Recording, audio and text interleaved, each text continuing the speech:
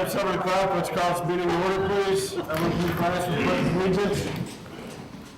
I pledge allegiance to the flag of the United States of America and to the republic for which it stands, one nation, under God, indivisible, with liberty and justice for all. Roll call, please. Here. Felicino, Present. Pat, Here. Wojcicki, Here. Raiders, Here. Alcantara, Here. Marulis, Here. Tealing. Quorum is established. Any amendments to tonight's agenda? Yes, sir. I'd like to pull consent number 3. We put that other public works. Any other amendments?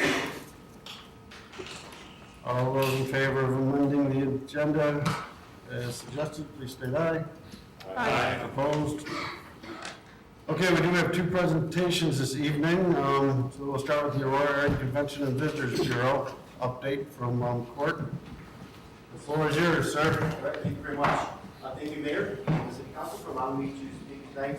And I also want to thank you for your continued support of the regional tourism marketing effort of the Aurora Area Convention and Visitors Bureau. Hopefully you did have some information there in front of you that I passed out before the meeting. I'm going to give a brief update about who I am, being the new director of the CBB, and then give just a real brief update on the state of tourism in the Aurora area. Especially coming here to the Aurora Area CBB as a director, kind of brings it back to an area that I'm already familiar with. 10 years ago, I was actually the marketing director of Chicago Cream Outlets during the grand opening period. And actually, I served on the board of the CBB when I was working for Yorkville. So I'm very familiar with the area. Prior to coming back to the Aurora area, I worked for 3 years with the city of Woodstock as the community and economic director in that city. And prior to that, I spent over 6 years as director of the Henry County Convention and Visitors Bureau. And previously, I worked for both the Elgin area and the Lake County, Illinois CBD. So I have about 20 years worth of experience in the Northern Illinois tourism field here to the Aurora area. Founded in 1987, the Aurora Area CBB is the state-certified destination marketing organization representing 10 communities, including Yorkville, Aurora, North Aurora, Batavia, Big Rock, Hinkley, Montgomery, Plano, Sandwich, Sugar Grove, and Sugar Grove. The state certification of the Aurora Area CBB allows us to tap into LTCB certified tourism grant funds that are set aside only for certified CBBs. And we also act as a liaison between the local community and the state tourism marketing and promotional programs. We are the direct link between the local communities and the state tourism office. That's one of our functions as a state certified CBB. The economic impact of tourism in the Aurora area continues to increase.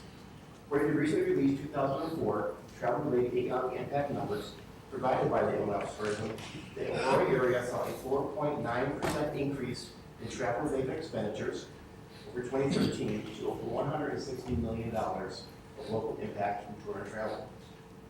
Local taxes jumped 4.6% to nearly $3 million. $3 million local tax impact just from travel in the greater Aurora area. And these numbers are consistent with the growth in Illinois travel. In your package, you should have the 2014 State of Illinois Economic Development numbers are in the handout, along with information from the Aurora Area CBB with our 2014 and the 2013 comparison numbers as well. Our monthly lodging reports reflect this growth in travel throughout the Aurora area as well. In July, hotel occupancy was up 14.1% over the same month in 2014. And the year-to-date, we are up 8.4% in occupancy. Year-to-date average daily rate for lodging room in the area is up 5.1%, and the revenue per available room is up a whopping 23.2%. These increases are greater than many with our own competitive set within the Chicago market. And as a region, the Aurora area is doing very well in terms of occupancy, revenue, and income from our hotel, our local hotels. An interesting perspective on the impact of travel in the local market. Based on our year-to-date occupancy levels of 65%, There are over 700 hotel rooms occupied every night within the Aurora area. Being very conservative, and estimating one person per room, we have, on an average night, 700 visitors here in the Aurora area. Every one of them looking for a place to eat, to shop, and things to do. With fast food outlets, movie theaters, and local gas stations, everyone benefits from travel.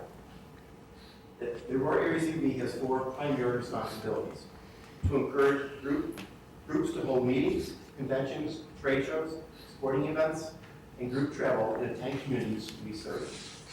To assist these groups with meeting preparation in advance of their arrival and also while the meeting or events are in progress. To encourage individual recreational travelers to visit and enjoy historic, cultural, retail, dining, and recreational opportunities the area has to offer. And to board travel writers and all members of the media to experience the Aurora area, to share this knowledge with a larger circulation of readers. All this with the ultimate goal of driving overnight stays to the area hotels. I look forward to working with our community stakeholders to carry out these responsibilities and continue the growth of tourism and its economic impact on the region.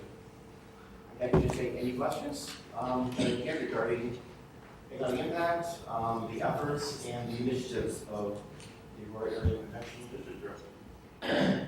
Any questions from the council? Go ahead. Do you guys visit the hotels in the area? Like, do you make it a point to stop by each hotel and kind of figure out where they sit with their clothes? We just actually met with the hotel here in Yorkville last week. Part of my goal is to get out and meet with every hotel individually with my sales manager. We were doing monthly hotel meetings. We scaled those back to quarterly, but then to go out individually with hotels with the staff with not one is quite effective. Okay, so So we are in the process of meeting with all hotels individually, yes. So you're aware of the facilities in which you read about. Good. Yes. Thank you. Anyone else? Okay, well, thank you, Court. Great, thank you very much, appreciate it. Next, we have a presentation from CMAP on the shared services study.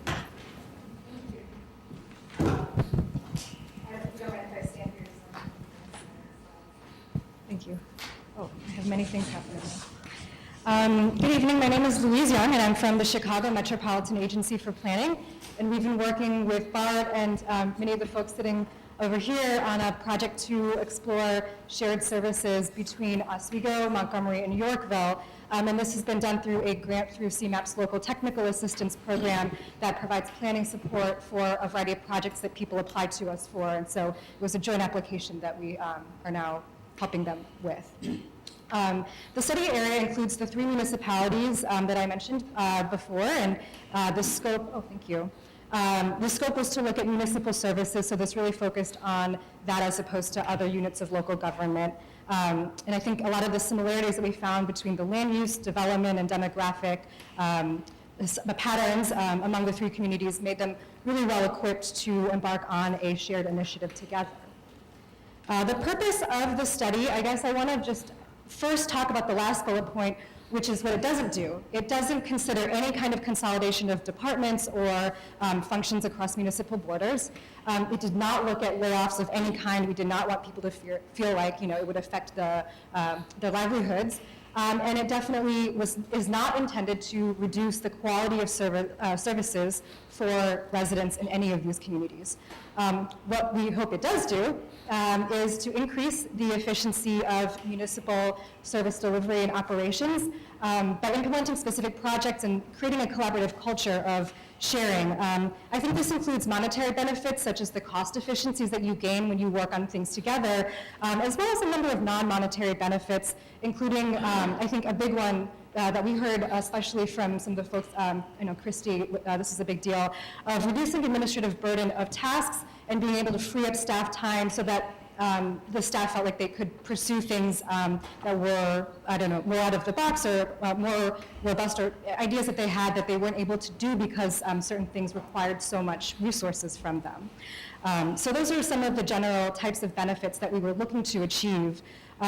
Overall, we wanted to make sure that our technical assistants helped develop a process for sharing services. We didn't want to come in, write you a nice report, and then go back. We wanted to make sure there's a long-term framework that sets up a process for the staff to do this in the long term and for it to be sustainably run and led by municipal staff here.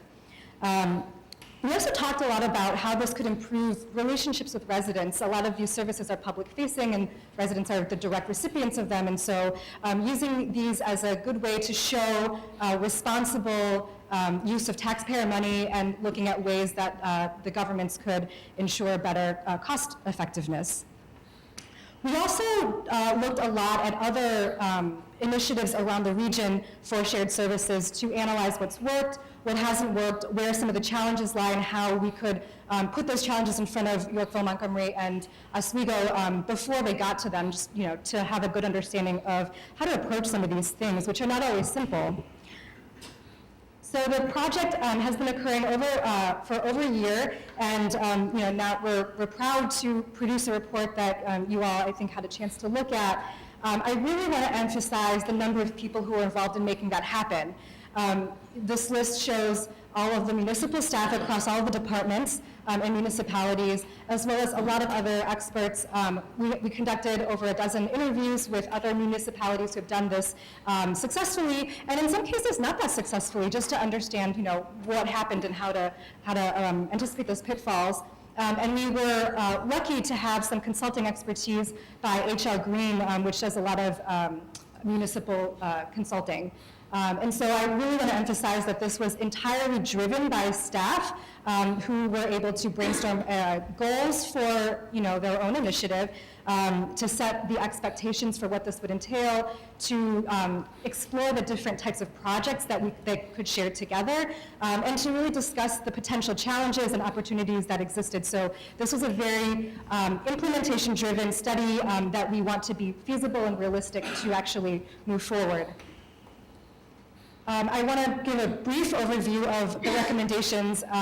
So it establishes an initiative called the Lower Fox River Partnering Initiative that can be the umbrella for all of these activities to occur and for long-term collaboration to continue.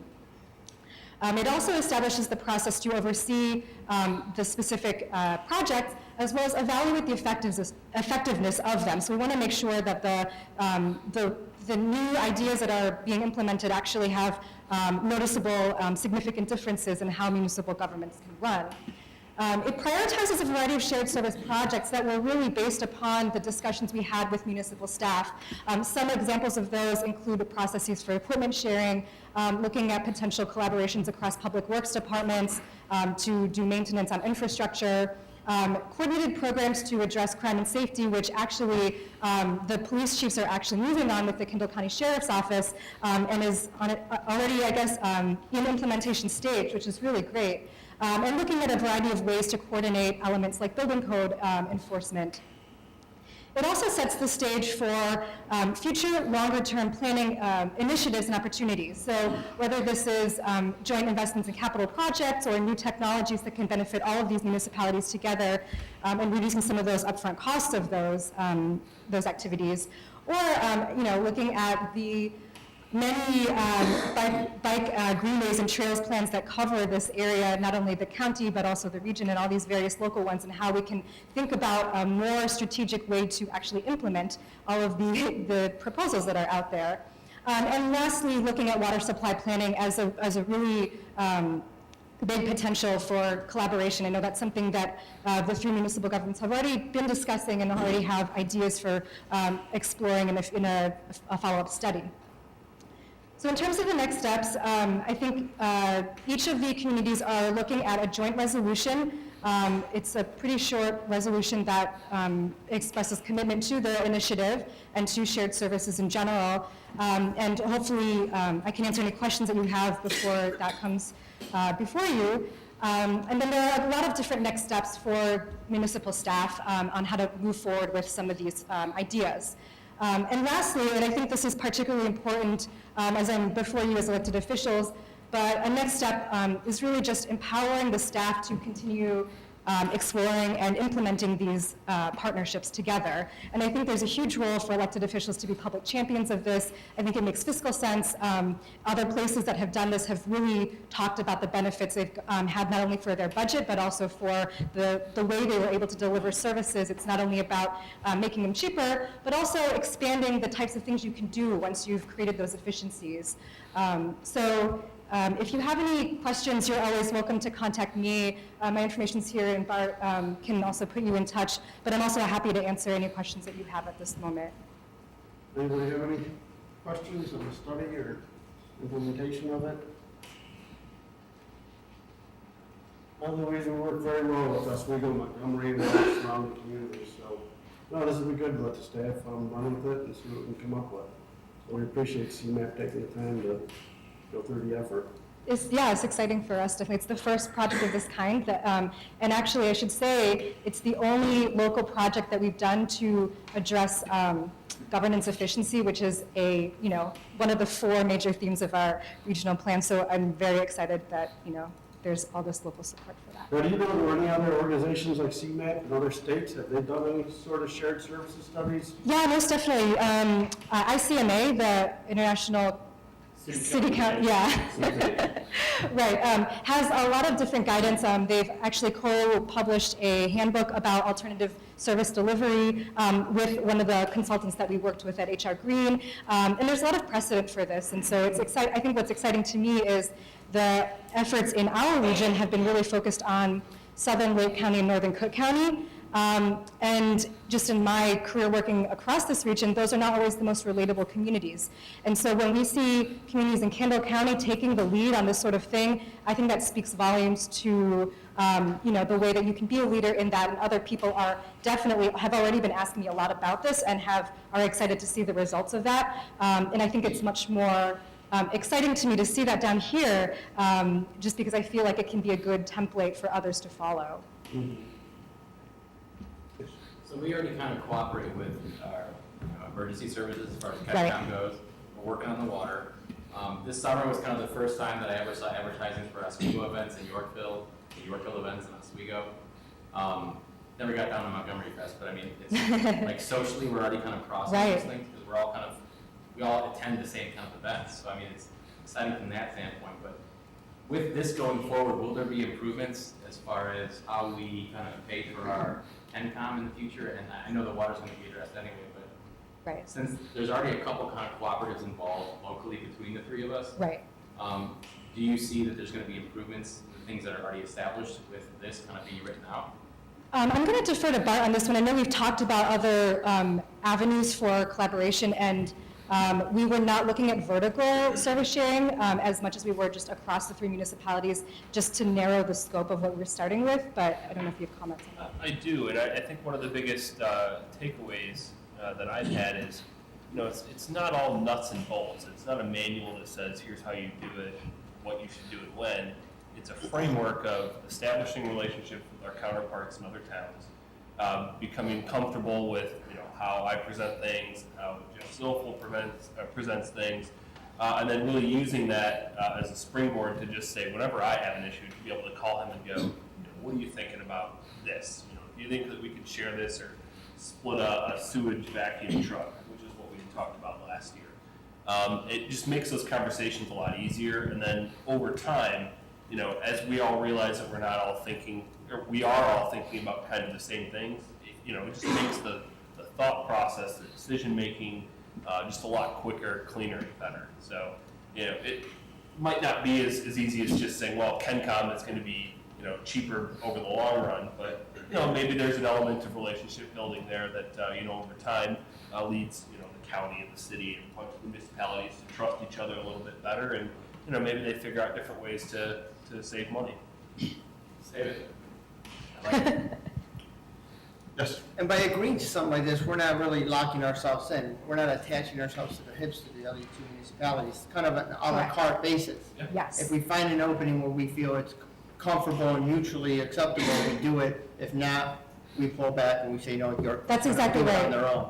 Yeah, and we've discussed a whole host of services, and some of them didn't make the cut because they were not wanted in one place or not needed, or the challenges of actually writing a bid that could be to everyone's, satisfaction, maybe wasn't quite there. And so I think there's all of those levels. I think to what Bart said before, there also establishes a process of liability. If we're talking about mutual exchange of staff, whatever other kind of resources, it creates that structure that can clarify all of those things that you may not get with the informal stuff, but I think all the informal stuff is critical for establishing trust and the relationship building that is already there. Thanks. I know a number of years ago, we looked at doing a joint garbage contract with Oswego. Yep. And it didn't work out for whatever reason. It didn't work out, but one of the things we talked about as part of this process is it didn't result in, lower bids for either community, but what happened was Oswego spent almost no time administering the actual RFP, the bid, and I spent all of the time, which I would have had to do whether it was Yorkville and Oswego or just Yorkville by ourselves. So in that case, Oswego was a beneficiary of it because they didn't have to spend any man hours administering the bids.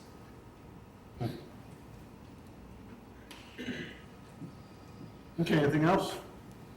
Well, thank you very much, Maurice. Thank you. Okay, we have no public hearings this evening. Do we have any citizen comments on items that are on the agenda this evening?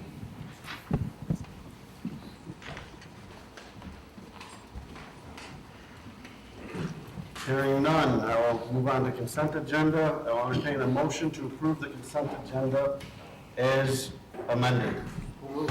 Second. Roll call, please. Colosimo, Aye. Krasinski, Aye. Rulis, Aye. Raiders, Aye. Alcazar, Aye. Cook, Aye. Keely. Aye. I will entertain a motion to approve the minutes of the regular city council meeting of July 28th, 2015 as presented. So moved. Second. Comments, questions, or corrections on the minutes? All in favor of passing the minutes as presented, please state aye. Aye. Opposed? Okay, next, I don't know if anyone, or if everyone has had the chance to meet Nicole yet, but where is Nicole? Nicole, please raise your hand. Nicole is our new intern. We are going to appoint her as a Freedom of Information Officer. She already had the training. So I'll entertain a motion to approve the mayor's appointment of Nicole Kathman as a Freedom of Information Officer. So moved. Second. Comments or questions? Roll call, please. Cook, Aye. Pat, Aye. Raiders, Aye. Rulis, Aye. Colosimo, Aye. Alcazar, Aye. Krasinski, Aye. Keely. Aye. Motion passes. Okay, moving on to Public Works Committee report, I will turn that over to Alderman Funkhauser. All right, on Public Works, we have the Blackberry Woods cash deposit call. We're going to table this for 2 more weeks, Art? We are recommending a table to October 13th, 2015, that city council meeting, given the developer's schedule that's been provided. We have a motion to table to October 13th, 2015, city council meeting. Second, we have a second? Second. Roll call, please. Pat, Aye. Raiders, Aye. Rulis, Aye. Colosimo, Aye. Alcazar, Aye. Krasinski, Aye. Keely. Cook. Aye. And then we have Public Works 2015-43. Motion to approve a resolution approving early acceptance of certain improvements of the Prestwick Ashley Point subdivision and authorize the mayor and city clerk to execute. Second. Comments or questions on that one? Go ahead, Chris. The reason I pulled that, some of the language, I wanted to change just a little bit under one of the sections in there. In our meeting at Public Works, the petitioner had asked for a resolution to be approved by the city council, which is what we're doing. But there lacks a little bit that says that the city will accept do the early acceptance. So under section 3, at the very end of that, I want to add a section, a sentence. And I'm going to make a motion to amend and add the language under section 3, and the city council agrees to accept those improvements in accordance with the subdivision control ordinance.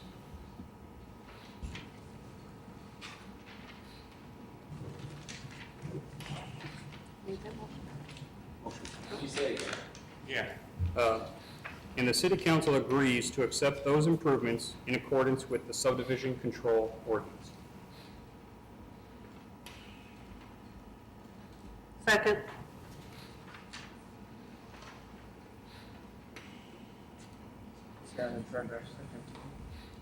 Correct.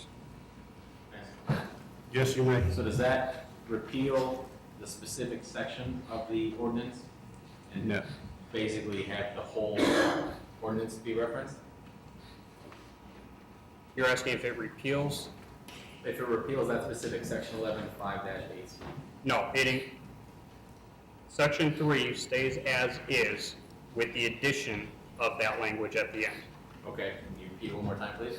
Okay, so section 3, at the very end, and the city council agrees to accept those improvements in accordance with the subdivision control ordinance.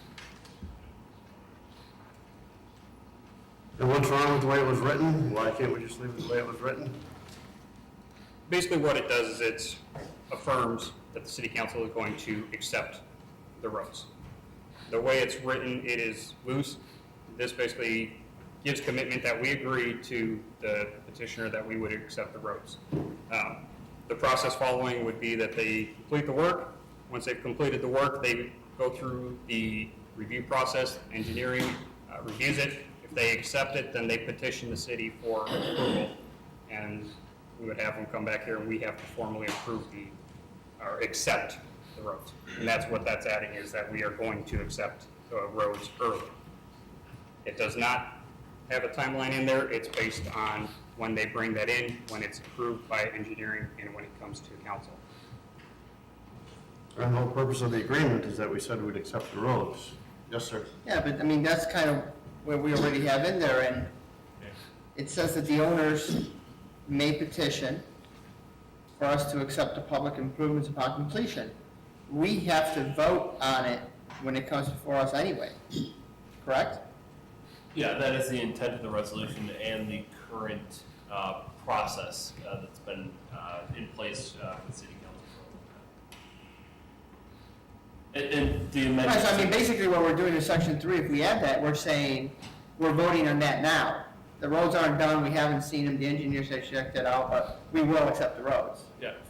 Versus having them do the work, us looking at it and then saying, okay, we do accept the roads. Our interpretation of the amendment too is that there is still a city council approval required after it's been completed, inspected by staff. They would then petition us and the city council would still have to review.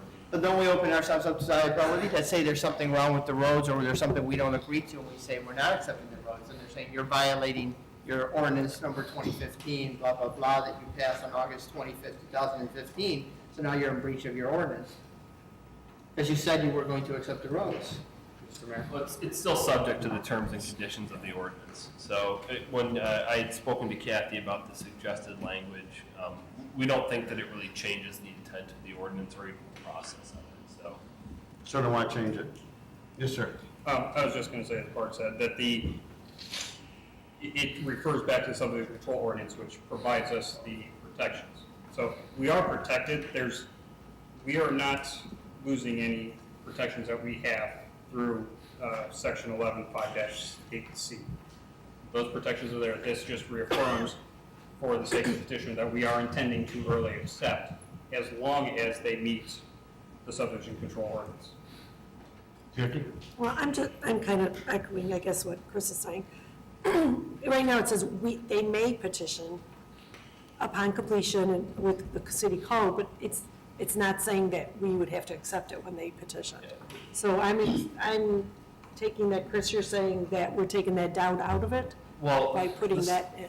The subdivision control ordinance is drafted in such a way that if the engineer agrees that whatever the piece of infrastructure or group of infrastructure is completed, that we have to accept it basically by code. So the process is already there under the assumption that once we sign off on it, the city council vote is somewhat, a memorial of it. So that the process of the second city council vote described within this ordinance really just kind of mimics what's already in the subdivision control.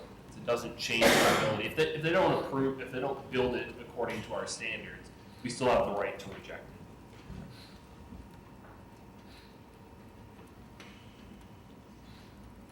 Yeah, we said we're gonna accept it. I mean, does anyone on this council think we're gonna go back on our word if if they do what they're supposed to do? I think part of the concern, Mr. Mayor, if I could, I think the concern from the petitioner is that we have the ability to sit on it.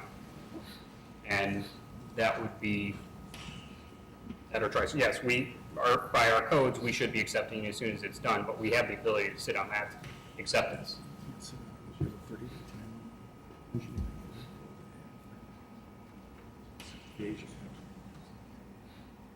Yeah, Jim just said we couldn't sit on it because there's a 30-day time limit. Is it 30? For review by the engineer and then 30 days for the council. So the most we could sit on it was 60 days, so shoot. I don't see that happening. But it's up to you guys. I mean, if you think the language needs to go in there, put it in there. I don't think it's necessary, but. Any other comments or questions on the amendment? Yes. I was just gonna say, it's kind of similar to releasing the letters of credit, that, it's similar to that, where the staff, the engineers inspect it, and if they feel, isn't that how we change that, where there's That is full staff approval at this point, and then the mayor intervenes if there's a disagreement, tiebreaker basically. a, right, so I mean, we're still depending on our staff to make sure that everything's done. Sure. It's the same.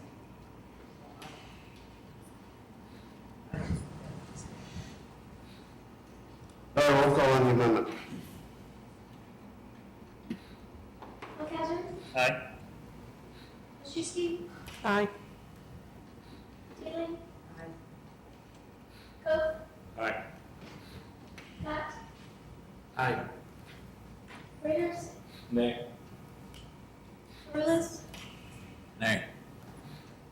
Colosimo. Nay. That's it. Yes. All right, so back to the original amended motion. Any other comments or questions? Yes, sir. How many homes in this neighborhood? 4? Yes. How many homes are in Whispering Meadow? Just curious. Whole lot more than 4, right? More than 4? It's the right thing to do to give them their roads. I feel their pain. Just want to point out how beautiful Ward 1 is. I've heard. I actually read about it in this beautiful magazine there. Any other relevant comments or questions? Roll call, please. Colosimo, Aye. Mulcauser, Aye. Olszewski, Aye. Taylor, Aye. Cook, Aye. Pat, Aye. Raiders, Aye. Rulis. Aye. No economic development committee report, no public safety report, no admin or park board, plan commission. Let's see, I will entertain a motion to notify Kendall County that the city is in support of a 33-foot setback from the Game Farm Road new right of way. Second. Comments or questions on this? Yes, sir. I just had a question. Did we make it 33 for a reason? I thought we talked about 30. We didn't talk about 30. The county went back and they did another review with the property owner on where to relocate the site. So there was a previous site with 30, so now they're asking for 30. That's an increase, Right. that's by staff. Right. The county and city staff is okay with that because that's closer to our 40-foot setback that we have. Okay, thank you. Any other comments, questions? Roll call, please. Raiders, Aye. Rulis, Aye. Colosimo, Aye. Mulcauser, Aye. Olszewski, Aye. Keeling, Aye. Cook, Aye. Pat. Aye. Let's see, I'll entertain a motion to approve an ordinance granting a lot coverage variance for public storage facilities, mini warehouse storage, lot 19 of Unit 3, Yorkville Business Center, and authorize the mayor and city clerk to execute. So moved. Comments or questions on this one? Roll call, please. Torres, Aye. Lechemo, Aye. Cosar, Aye. Krasinski, Aye. Keeling, Aye. Cook, Aye. Pat, Aye. Raiders. Aye. Passes. No city council report, city clerk's report, any community and liaison reports? Any staff reports? No reports? Any additional business? No executive session, any citizen comments? Anything that might be on your mind? Yes, ma'am. Please, if you can step up here and state your name, record, and sign in, please. Good evening, everyone. Wow, I'm a little nervous that I'm in front of you all of a sudden, and I need to admit that I'm a teacher's aide, so it's kind of weird for me to feel this nervous. The 7 brothers I'll add to, so I will get my last word out there. My name is Jenny. Go by the Lunn. microphone so they get it on the recording. Thank you. My name is Jenny Lunn, and I live in Countryside, and I'm here tonight to ask you for some consideration to, believe it or not, golf carts. I know that this has been a very hot topic in the news in the last week, and I have been out talking to many of my neighbors. 17 of us in Countryside do own golf carts. It was always our assumption that we could ride our golf carts in the easement areas. We've lived there 24 years, and we have taken care of the easements or the green space for most of that time. A lot of us, especially newcomers to the group, have bought their golf carts this summer, but I can stand here and tell you there's a lot of benefit in Countryside to having a golf cart. I don't know if any of you have ridden through our subdivision lately. We are getting new roads, we've been told, next year. So a lot of us jump in our golf cart after dinner and go to the neighbor's house. I can tell you, after being a resident here for all these years, it has brought a lot of unity, and I've seen things happening this last summer that I've never seen before. We bought a big screen, and we have movie nights in our easement that we maintain, and we sit in our golf carts. So it has really, scared all of us this last week that we haven't been going after dinner to the neighbor's house in our golf carts, because we have understood that it's basically illegal to do that. And one of the neighbors has a handicap, and he has little kids, and a lot of the kids transport their kids through the neighborhood via the golf carts, and he's a handicap, and he's, doesn't want to get in his truck and drive everywhere. And they're just going in the subdivision, not crossing 34, they're not going to McDonald's. They're not coming out on 47. They're all adults that are driving them. So this is a huge concern to us. We don't want to be doing things that are illegal, but especially next year when our roads are being restructured, it would be a great, huge benefit for all of us to be able to drive through our easements and to be with the neighbors. Another thing that I would say, I know this is true because I was out in the wee hours of the morning, and some, let's just say, undesirable people came down Center Parkway, a whole carload full of these people, and one of the individuals in the golf cart went up and said, "Oh, are you waiting for so-and-so too? He'll be here any minute." And then we realized, oh my gosh, these are probably people that want to rob the place or break into the house or whatever. And then they realized when 4 or 5 more golf carts came out of there that they were not in a good place, and they left.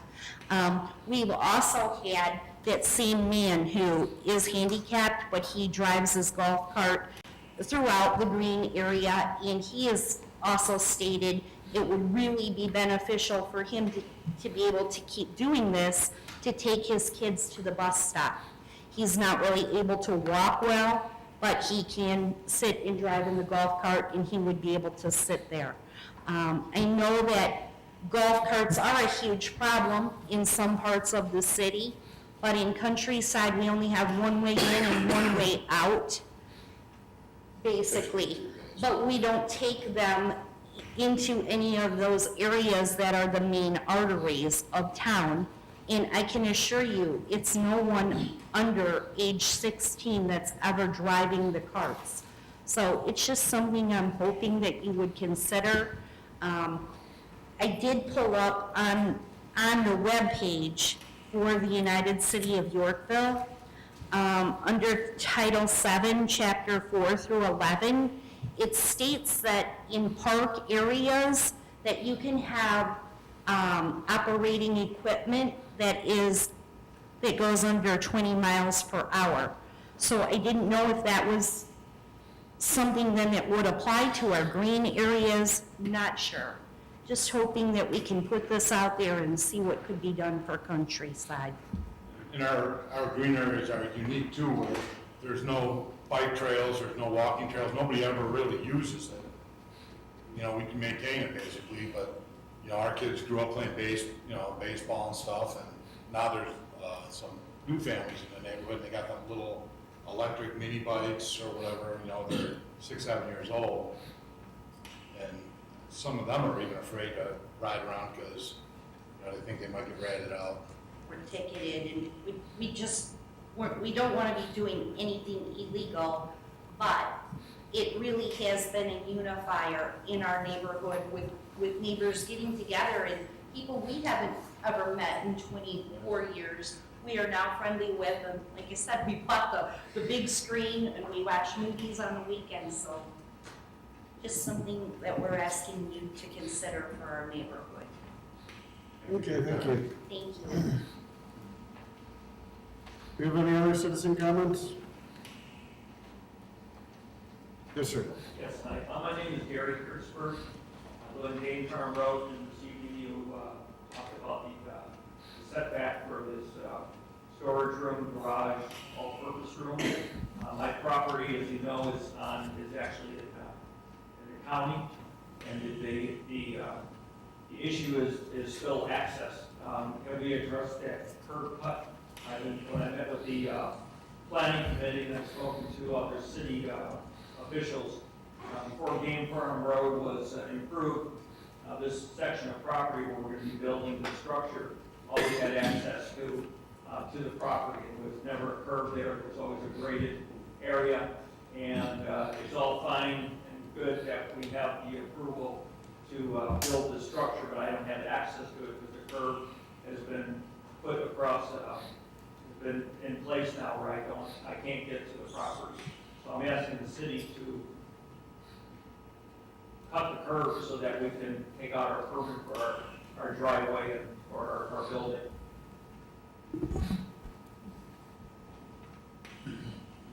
Okay. I think staff is looking at that. Need to report back to Public Works or one of the committees. Yes, we can do that. It is still under review. Okay. Do we have any other citizen comment? Hearing none, meeting adjourned.